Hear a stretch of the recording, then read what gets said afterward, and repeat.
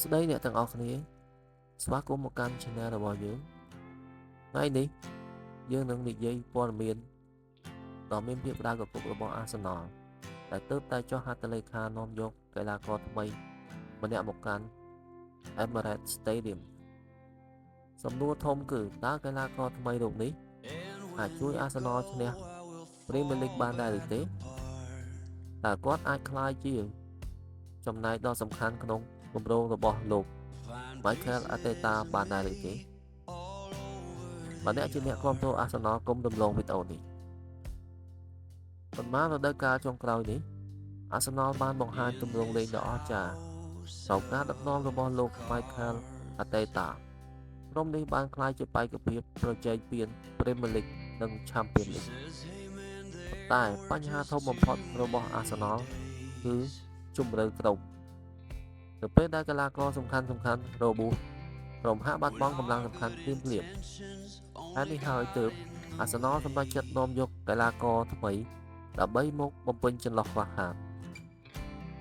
កីឡាករថ្មីនេះមានអ្វីពិសេសកីឡាករថ្មីរបស់ Arsenal ត្រូវបានគេមើលឃើញថាមានសមត្ថភាពខ្ពស់ទាំងបច្ចេកទេសនិងល្បឿន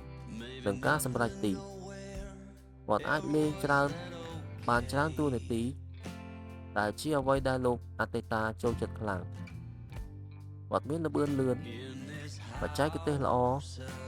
បង្កើតឱកាសឲ្យមិត្តរួមក្រុមមានបទពិសោធន៍ក្នុងការប្រកួតកម្រិតខ្ពស់នេះអាចជាអាវុធថ្មីរបស់ Arsenal កំពុងត្រូវការតើគាត់អាចជួយ Arsenal ឈ្នះពានបានដែរឬទេអ្នកគាំទ្រជាច្រើនជឿថា Arsenal ខ្វះតែ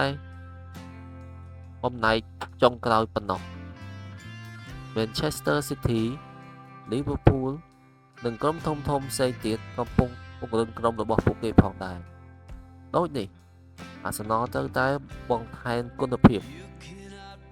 ប្រសិនបើកីឡាករថ្មីអាចសម្របខ្លួនបានលឿននោះ Arsenal នឹងកាន់តែគ្រោះថ្នាក់សម្រាប់ដៃគូប្រកួតប្រជែងទាំងអស់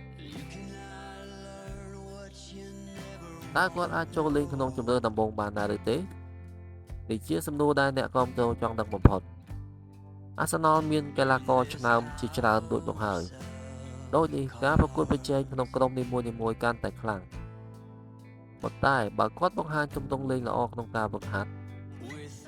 និងការប្រកួតដំបូងរបស់គាត់ក្លាយជាជម្រើសសំខាន់របស់លោក Arteta បានយ៉ាងឆាប់រហ័សការរំពឹងទុករបស់អ្នកគាំទ្រArsenal កំពុងរំពឹងខ្ពស់ចំពោះការចុះហត្ថលេខានេះ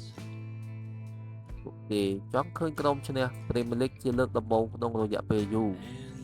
ពួកគេចង់ឃើញ Arsenal ឡើងដល់វគ្គជ្រៅនៃ Champions League ហើយប្រសិនបើកីឡាករថ្មីអាចដល់នៅអ្វីដែល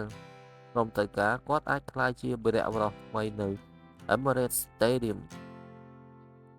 ចុះអ្នកវិញគិតយ៉ាងណាដែរ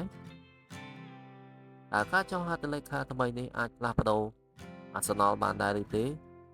សូមខមមិនមតិរបស់អ្នកខាងក្រោមកុំភ្លេចចុច like share និង subscribe ដើម្បីទទួលបានព័ត៌មានថ្មីៗពីវិទ្យាសាស្ត្រ